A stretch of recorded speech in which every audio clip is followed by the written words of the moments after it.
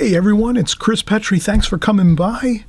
I'm real glad you're coming by on this video and joining along in the fun here. We're going to do wet and wet on this video with a landscape style painting. The thing with wet and wet is it really, if you practice wet and wet, often, you will actually, it'll help improve your watercolor paintings, no matter what style you paint in, no matter what techniques you use, on an ongoing basis. So that's my goal here, is to help you create better paintings and get more familiar with your watercolor techniques and your watercolor art. I want everyone to feel great about their watercolors, to have fun. I want everyone to go out and paint when you're on vacation or when you're visiting maybe with some relatives and you have a little extra time. You can go out and do a little quick sketch and painting outside. And when you're at home on the weekends, you can do some painting and some drawing and so forth. I want everyone to have a great time with watercolors, and I want everyone to make it like a real fun thing in their life and an enjoyable thing, something that's really exciting. That's how it is for me. For many years now, I've just always had so much fun, so much excitement, and I want everyone to have the same, feeling about their watercolors and their painting and their art. So that's what I try to do here. Is I feel if you can learn a lot of techniques and a lot of tips and tidbits of information that makes your watercolors better and easier for you, you'll have more of a fun time. You'll do it more, and you'll have more enjoyment with it. So let's get right into it. Again, wet and wet here. We're going to do a landscape. We're just going to take a real simple idea here. Let's just do with, we talk about breaking up our rectangle here. This is where all the action is, the rectangle, right? No other place. When we're a watercolor artist and we're thinking about doing a painting, all the action's right here in this rectangle. So let's make sure that we understand this rectangle and we say, okay, well, space divisions, how are we going to break up our space divisions within this rectangle? Where are we going to put our subject matter that's going to look most pleasing, most exciting? Where we don't want to put it, what we need to kind of ask ourselves, does that make sense? Ask ourselves a question. Like, we always know, hey, let's not put our subject matter right in the center like that. That's kind of boring. Everyone kind of, let's not make our subject matter real small. Let's fill up our rectangle with excitement. Let's not make a little small, little tiny cabin here in the middle of the painting. A little, you know what I'm saying? Like a little spot on the painting like this, and say, oh, there's our cabin or our farmhouse, whatever it might be. You know what I'm saying? We don't want to do that. Make a small little, subject matter here, and then the rest of the rectangle is just empty. You know what I'm saying? Let's design our paintings. Let's definitely think about design when we're painting. So here we're going to do a landscape. We're going to make it exciting. We're going to use wet and wet. So with wet and wet, we know already we're going to get beautiful washes of color. So let's make a beautiful sky. Let's make the sky the dominant force and the dominant subject matter in this painting. So now if we're going to make the sky the dominant feature in our painting right now, well, we know we've got to make it the dominant, the most important part, the largest part of our. So here we'll make the ground, the landscape area, like here. So we'll just put a little bit of landscape, a little bit of a mountain or a field, and the rest is going to be sky. So let's say this, this is here. This is our, let's make a line and make sure we know, okay, that's where we're going to do our field and some trees and a little bit of a mountain or bushes or whatever it is. But we're making sure the sky is the dominant force, which is going to be the bulk of the painting. Okay, so let's do that. Let's make sure we have our little hills here. There we go. How easy is that? We just put a little line across here. That's our landscape, our horizon line. That's really it. And then maybe we'll just put a little bit of some trees. And we'll just kind of sketch in a little bit of trees just to kind of, so that we know a tree line here. And that's it. Simple enough, right? Now with wet and wet, we're going to take our, I have a 2-inch Da Vinci square brush, and I'm just going to flood the paper with water. Now remember, this is wet and wet, so we're going to soak the paper really well. And let's go about 2 coats. So I'm going to, again, dip my brush in fresh, clean water and go over a second time just to get the paper really good and saturated. And that should be good. So I went over 2 times with fresh, clean water to give it 2 coats, and now we see it's a glossy look to it.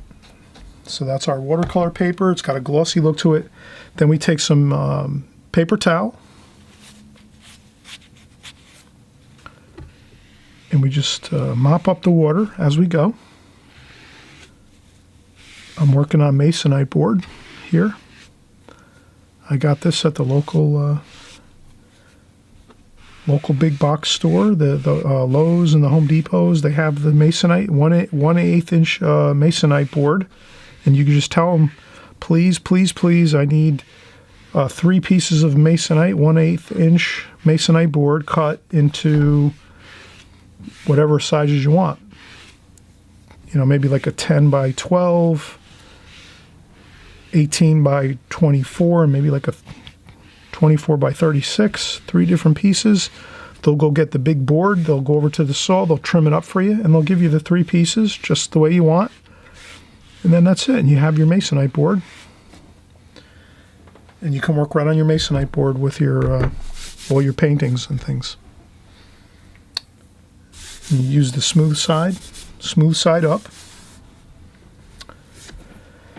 Okay, so now it's a waiting game. We're going to let this just dry a few minutes, the paper. And that's the key with wet and wet. If you let it dry just a little bit, you're going to have much better results. Like if you put down the water onto your paper, right?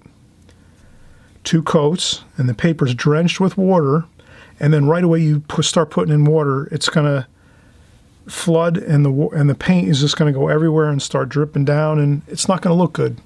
So the main thing is here, which, does this make sense? We let this dry just a little bit. Let our watercolor dry just a little bit. Let that water dry. If you let it dry, you're going to be 100% happy because your washes are going to look so much better. So if we let this dry a little bit,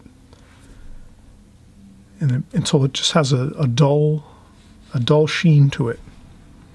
That's what we're looking for on our watercolor paper, is a dull sheen. We don't want that glossy look, because that means the water hasn't penetrated into the paper enough.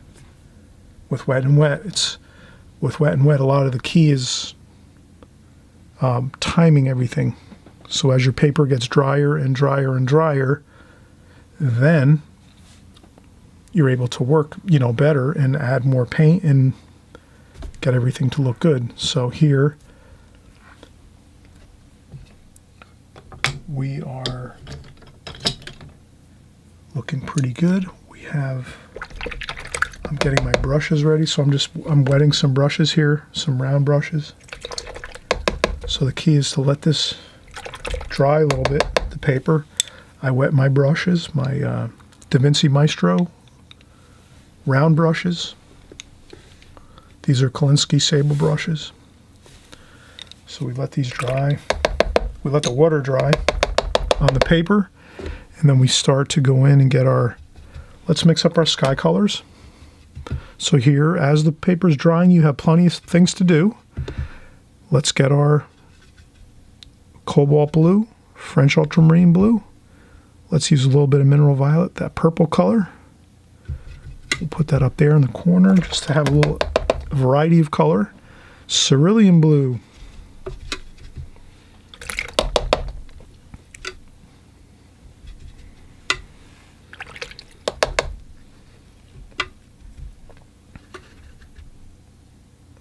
raw sienna.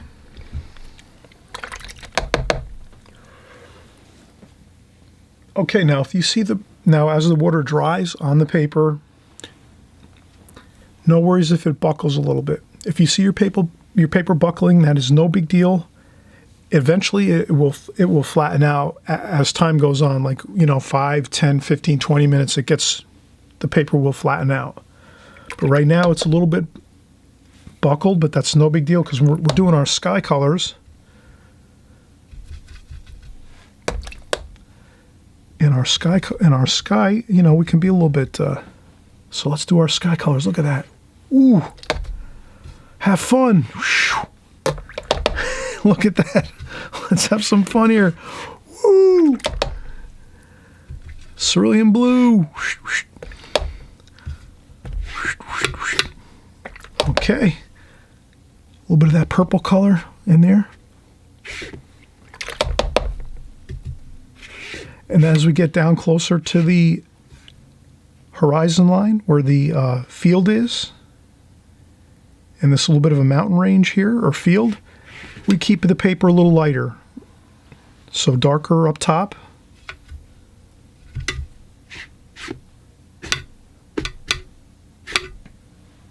Have fun with this. Beautiful strokes of paint here, and then let's put a little bit of raw sienna at the horizon area here. That's it. And now look how beautiful that looks. Wet and wet. You can't go wrong with wet and wet technique. It looks great. It showcases the beauty of the watercolor medium. And then now we're going to go in and let's mix up our gold colors for our field.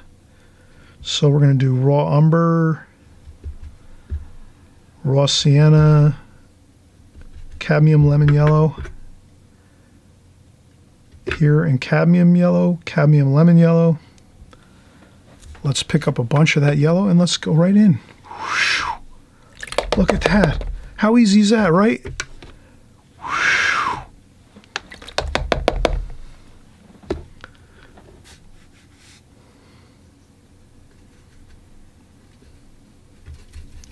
Raw umber. Perfect. Look at that.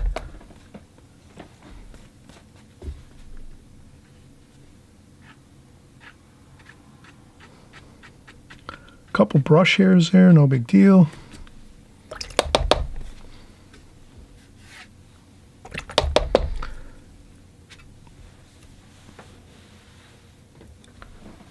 Okay, a little more raw sienna, yellow ochre.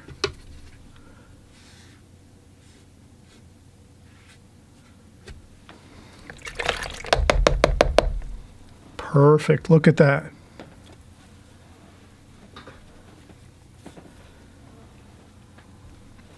Okay, and then let's do some fields here.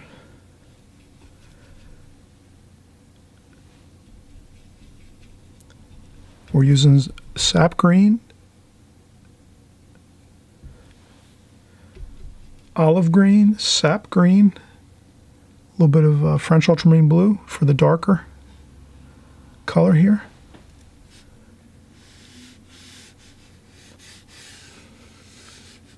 Does that look cool or what? Add a little bit of burnt umber to your green and a little bit of more French ultramarine blue to get a little bit of a darker color. Here, a little bit of a darker. And just, there we go, look at that.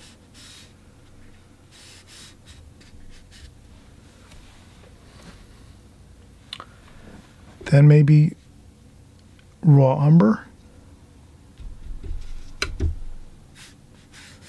And then we have some lines in that field. Let's make a little line or two in the field.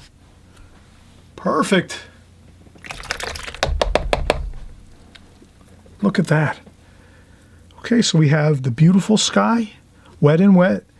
The field here, wet and wet. So the paper's still, really damp. We're letting that watercolor and paint mix work really well together. And then we can go in and make some darker darks, French ultramarine blue with some burnt umber, French ultramarine blue, burnt umber, maybe a little bit of burnt sienna too, some of that reddish, and then add some sap green to that too as well, because it's the tree line here and the trees. And okay, let's see what we can get here with some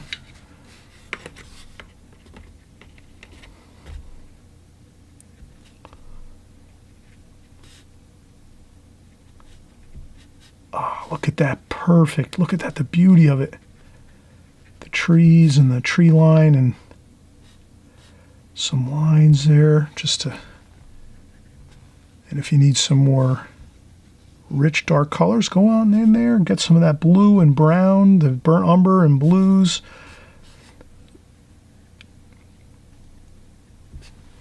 And then just let your brush dance around. Some fast movements, some slow movements.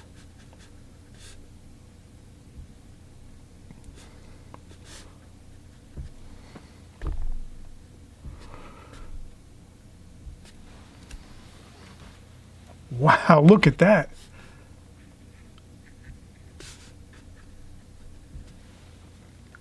That looks pretty exciting, doesn't it? And that's all with wet and wet. So with wet and wet, you can get some really exciting, beautiful looks to your watercolors. And again, we're going to let this dry a little bit too. And again, here you can see I'm kind of adding in some colorful lines.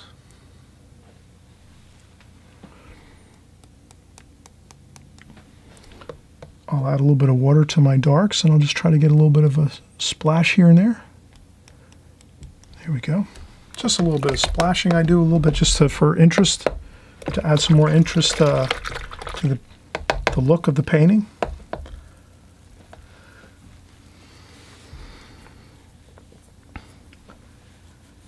We can go in and we can use a, sometimes I have a chopstick that I trimmed out.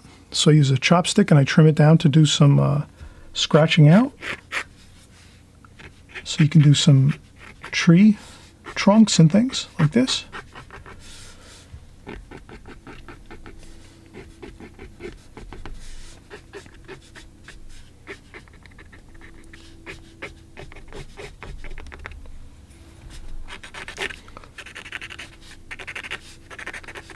Do a couple, scrape out some lights. Perfect, look at that.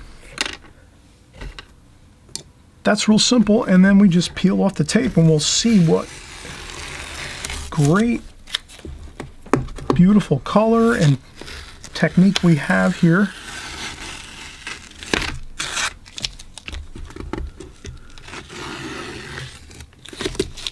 Showcasing the beautiful colors of watercolor.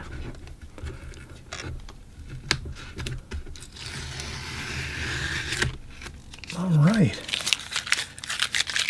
And we'll see if we can maybe zoom in a little bit here.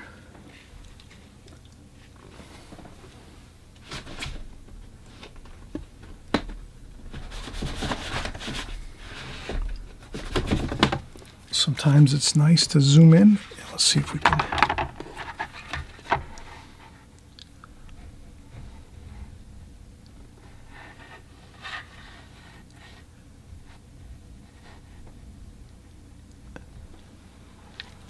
Okay, there we have it. You can see how a simple approach to watercolor can be really powerful. I have a number of paintings that I actually have in my studio that I sometimes put out in galleries and showings and things, which are this style. So I don't always stick to the same exact technique at all times. This is one technique that I do use occasionally, the wet and wet strictly, getting just the paint on the paper simply, quickly, directly, and you have this effect, which is just beautiful.